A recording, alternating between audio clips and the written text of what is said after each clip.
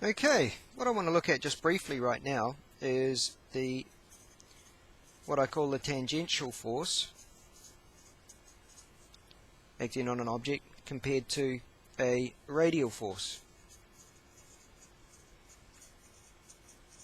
Now in level 2 we did circular motion, and if we had an object, say an object there, and it's going around the circle counterclockwise, we could call its velocity that. And we said that the velocity was always at tangent to the circle, so over here it was that.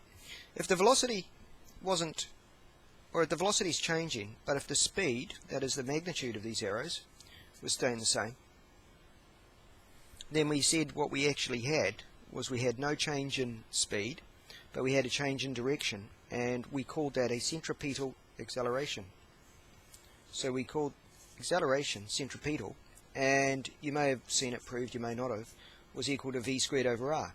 V being not a vector anymore, v just being the length or the magnitude of the velocity vector squared over r gives you another vector which is called a centripetal acceleration. And we said the centripetal acceleration was towards the center, and that if you wanted the centripetal force, then you just multiply v squared over r times m, which would also give you a vector towards the center. Now this little video is just to remind you, okay, that you don't just have that type of acceleration. That type of acceleration is produced by that radial force, a force towards the center.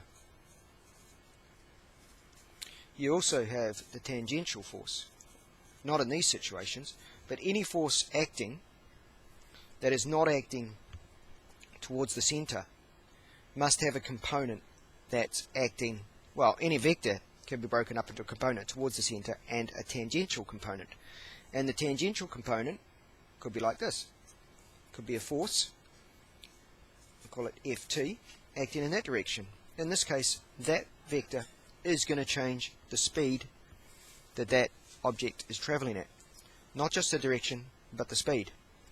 So that is a tangential force, and it will cause an acceleration, but it will not be a centripetal acceleration, it will just be a normal acceleration, in this case a deceleration.